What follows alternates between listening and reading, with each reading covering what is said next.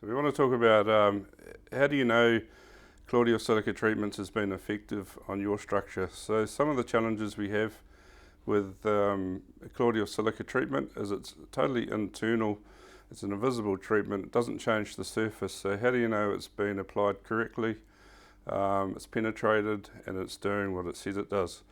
So on a untreated structure, normally you would use resistivity testing, something like that. Do you want to run through what that is and why it's not effective on aqua-untreated structures? Yeah, sure thing. Yeah, so basically what resistivity does is looks at the potential for the concrete to transmit chlorides and contaminants through the porosity or the pore structure in the concrete and feed that corrosion process.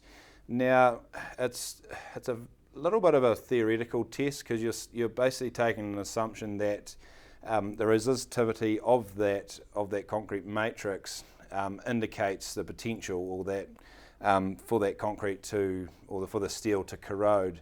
Now that most of the time on an untreated concrete, that's absolutely fine.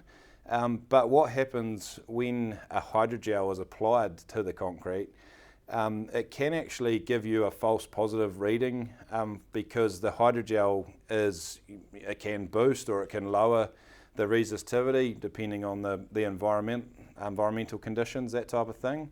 And it gives you a false reading.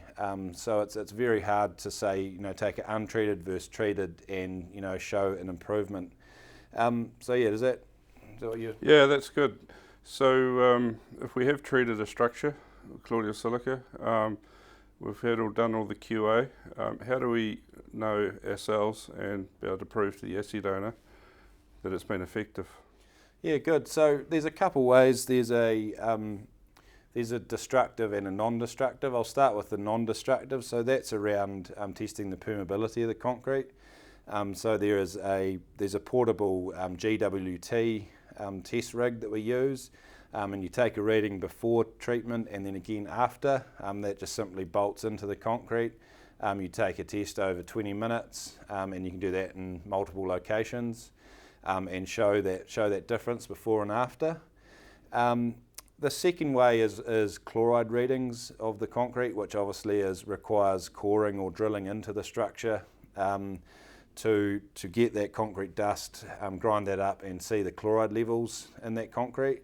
Now what you do with that is you set a benchmark at the time of treatment and then you check that over the subsequent years, so it's say a 2-year, 5-year, 10-year time period, and our warranty or performance warranty is that chloride level will not increase at the depth of steel. So that's a surefire way to know that the hydrogel is being effective and it's working, because as Martin says, you can't see it on the concrete, and even when you try and find it, it doesn't show in those tests because we're actually forming more of the original cement paste, if you like, for a simple way to put it.